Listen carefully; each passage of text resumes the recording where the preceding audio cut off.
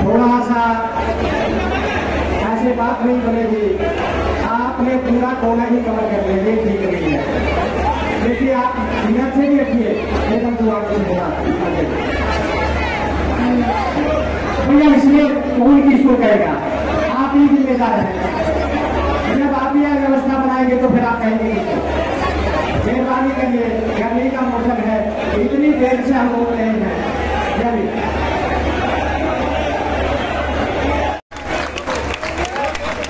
बहुत बहुत धन्यवाद।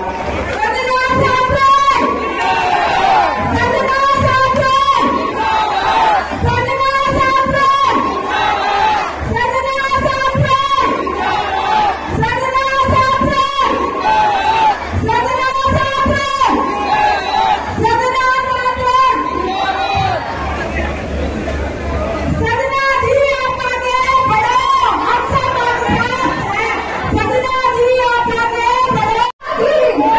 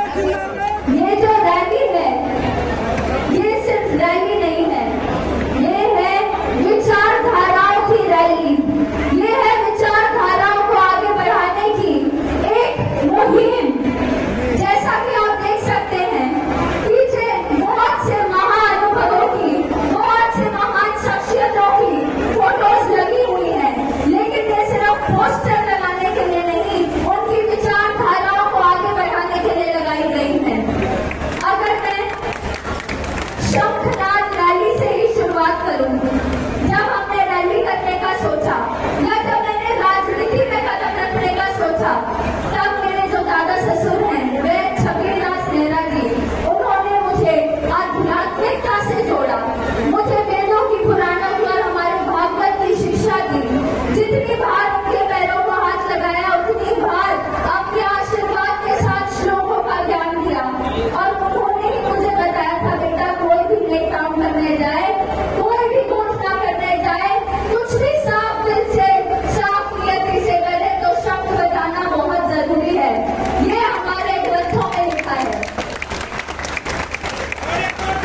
जब मैंने कहा कि मैं समाज सेवा ही मेरे जीवन का मकसद है, बचपन से वही किया है, देखा है, सीखा है, तब मेरे ससुराल पक्ष ने मुझ पर विश्वास दिखाया और ये राजनीतिक मंच मुझे दिया। उनकी भी आभारी हूँ, उन्हीं की वजह से आज आपके सामने खड़ी हूँ।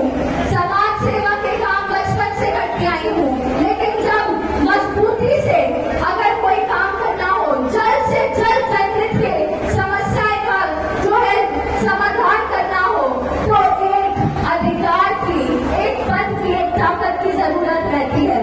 और वो रास्ता दिखाने के लिए मैं अपने ससुराल पक्ष की, अपने ससुर प्रदीप नेहरा जी की बहुत बहुत आभारी हूँ। जब साफ कर्म, नेक नियति, साफ दिल और पक्के जुनून से कोई भी काम किया जाए उसमें सफलता जरूर मिलती है। स्वामी विवेकानंद जी ने कहा था, उठो जागो और तब तक मत रुको जब तक तुम्हारा लक्ष्य तुम्हें न मिल जाए, क्योंकि अगर व्यस्त रहोगे तो हर एक काम आसान लगेगा, वहीं सुस्त रहोगे तो कोई काम नहीं कर पाओगे। स्वामी विवेकानंद के ये शब्द मुझे हमेशा आगे बढ़ने के लिए प्रोत्साहन देते हैं। बचपन से ही जब छोटे बच्चों की तरह मैं भी पढ़ाई से आनाकानी करती थी, तो मेरी माँ ने मुझे बाबा साहेब भीमराव अम्बेडकर के बारे में बताया था। वो दिन है आज का दिन है कि मैंने कभी जो भी चीज भगवान से नवाजी गई है उसको मैंने सर माथे पे रख के झुक के स्वीकार किया है। उन्होंने बताया था कि बाबा साहेब छोटे से बच्चे थे, उनको पढ़ाई से वंचित रखा गया था, उनकी पूरी बिरादरी को पढ़ाई से वंचित रखा गया था, महिलाओं को, माताओं को पढ़ाई से वंचित रखा गया था। और एक छोटे से बच्चे के संघर्ष से हमारे देश को उसका संविधान मिला, हमारी रीढ़ की हड्डी मिली, हमारा संविधान, हमारे हक, हमारे कर्तव्य मिले। हमेशा से बाबा साहेब को अपना प्रेरणा स्रोत माना है, आज भी मानती हूँ, कल भी मानूंगी और हमेशा उन्हीं के पद चिन्हों पर चलकर आगे बढ़ी हूँ। उन्हीं के बारे में जाना था कि उन्होंने वकालत करी, लंदन से वकालत करके आए।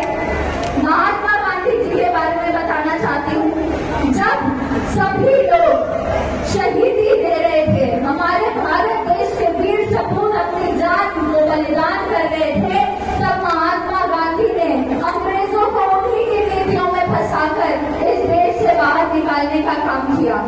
मैं उनको अपना प्रेरणा स्रोत इसलिए मानती हूँ क्योंकि उन्होंने बाबा साहिब की तरह ही शिक्षा को शस्त्र बनाया, उन्होंने हमारे देश को आगे बढ़ाया।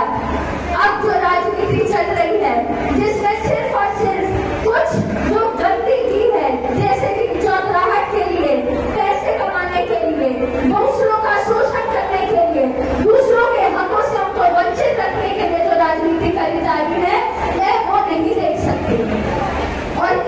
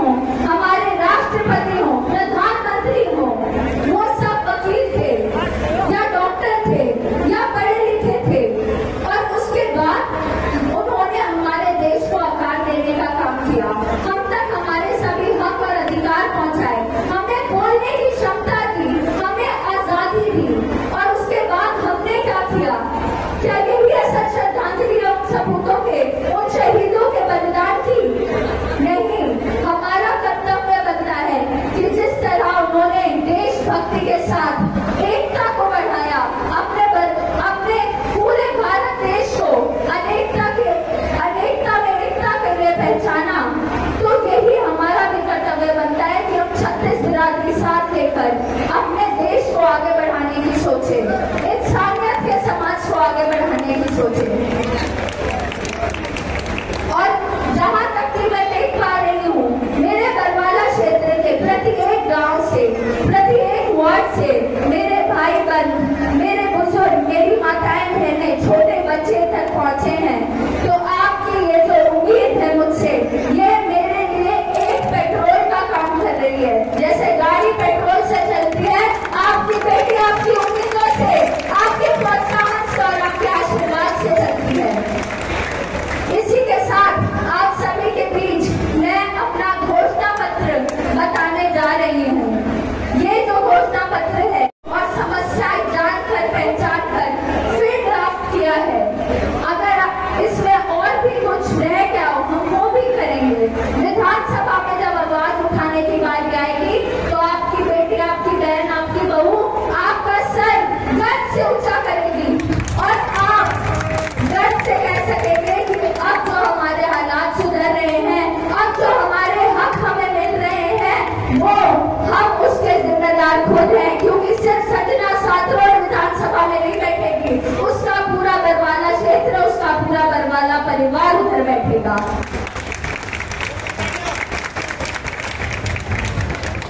घोषणा पत्र में जो हमने चीजें लिखी हैं, वो आप सभी से साझा करना चाहती हूँ। पहला, कोई अमीर हो, गरीब हो या शिक्षित हो, अनपढ़ हो, सभी के घर हैं, सभी के परिवार हैं और सभी को रोजगार की जरूरत है।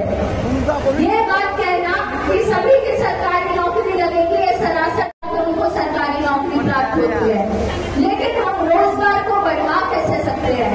तो मैं सभी उन लोगों को बताना चाहती हूँ जो बरवाला क्षेत्र को पिछड़ा कहते रहते हैं। तो हम इस पिछड़े क्षेत्र को इंडस्ट्रियल जोन डी में डालकर फैक्ट्रीज और इंडस्ट्रीज अपने क्षेत्र में लाएंगे।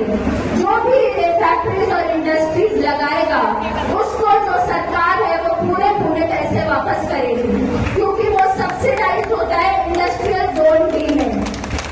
और जब इंडस्ट्रीज और फैक्ट्रीज हमारे क्षेत्र में आएंगी, तो रोजगार किसे मिलेगा? हमें, पढ़े लिखे को, अनपढ़ को, गरीब को, अमीर को, औरतों को। तो ये रोजगार बढ़ाने के लिए ये जो इंडस्ट्रियल जोन डी में अपने बरवाला क्षेत्र को लाने की जरूरत है, वो आपकी बहन, आपकी बेटी, आपकी बहू सजना सात्रों करके रहेगी। इसी के साथ हम जब कुछ भी हमें उत्साह होता है, बहू बेटी की, अपनी बहनों की शादी होती है, बहुओं का जन्म पूजन होता है, बेटों की शादी होती है या कोई भी सुख की खबर होती है, तो हम उसको बड़े उत्साह से मनाना चाहते हैं। लेकिन हमें क्या रोक देता है? हमारी जेब।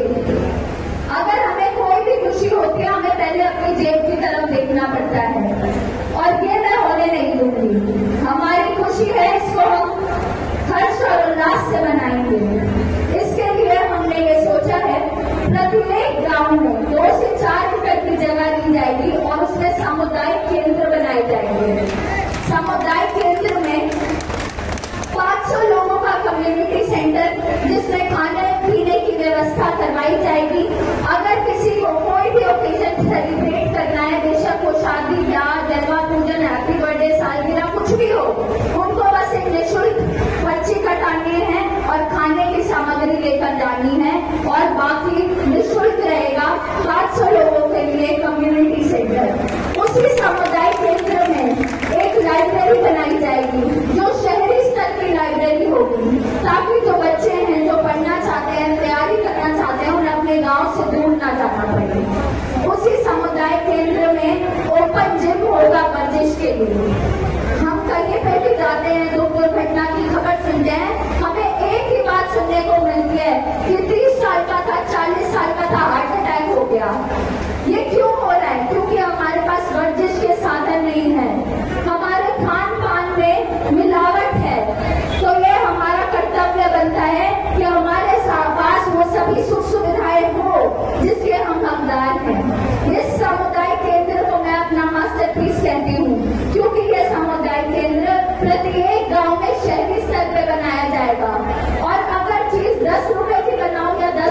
होगी, अगर उसकी संभाल नहीं होगी तो फिर वो व्यर्थ है।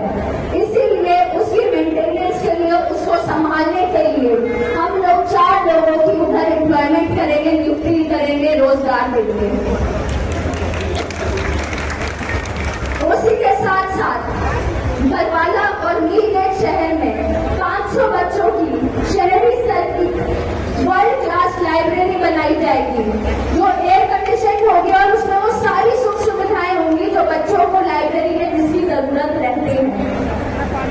तलवंडी राणा ददनाम, जहां से मैंने अपनी राजनीतिक शुरुआत करी, समाज सेवक के तौर पे अनेकों धरनों पे गई, कर्मचारियों के धरनों पे, किसानों के धरनों पे, मजदूरों के धरनों पे, कलाकारों के धरनों पे, पर 505 दिन तक जो संघर्ष चला वो हमारे तलवंडी राणा के धरने का चला।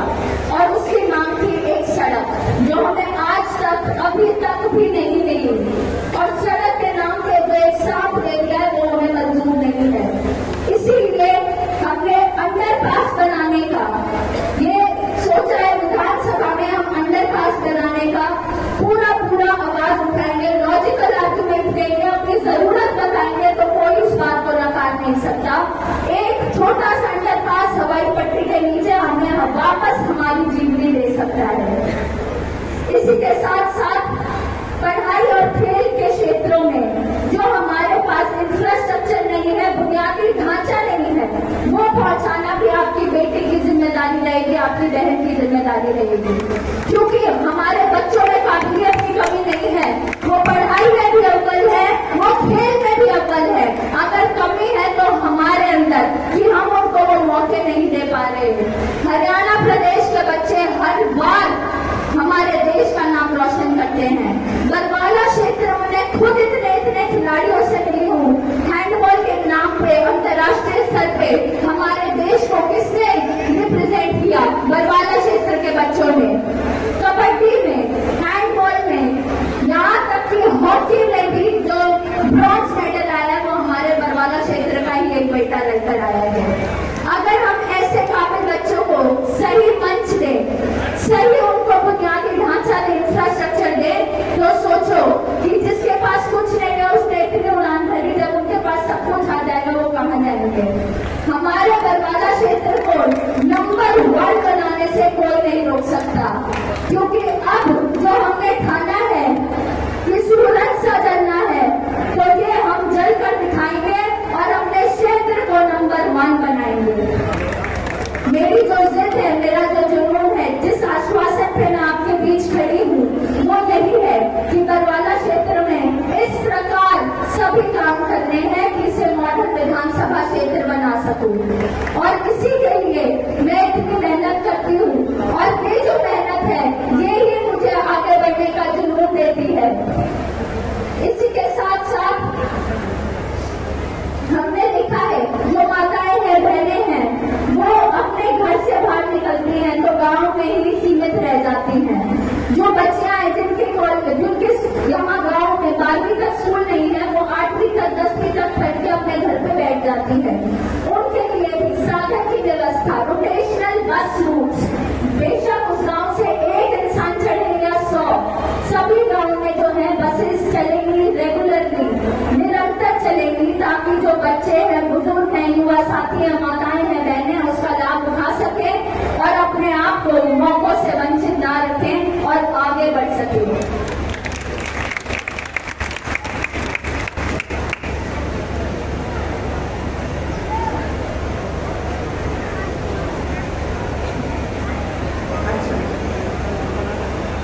अब बात आती है कि एक एमएलए के अधिकार क्या होते हैं।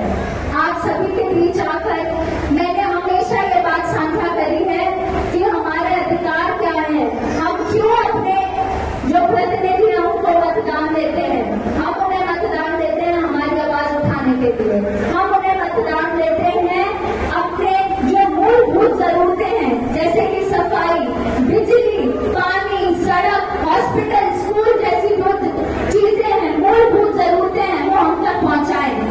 इसीलिए मैं आपको कहती हूँ कि अब वक्त आ चुका है कि हम अपने हालात बदलें और शंख बजा के ऐलान करते हैं कि अब हम अपने क्षेत्र को आगे बढ़ाएंगे और अब ये कभी पीछे बरवाला बनेगा तो वो लोगों के मुंह पे ताला लगेगा जो कहता है बरवाला पिछड़ा हुआ क्षेत्र है। अब हमारे यहाँ सिर्फ एक ही जुनून है, एक ही नारा है, नंबर 1 बरवाला है। इसी के साथ आप सभी से फिर से आभार व्यक्त करना चाहती हूँ कि आपने मेरे विचार सुने, मेरे लिए इतनी गर्मी में आप इधर उपस्थित रहे, इतनी भारी तादाद में इधर आए, बहुत बहुत आभारी हूँ। और इसी प्यार को बनाए रखना। आपकी बेटी अगर एक बार विधानसभा में बैठ गई तो फिर अब बरवाला को कभी पीछे देखने की जरूरत नहीं पड़ेगी।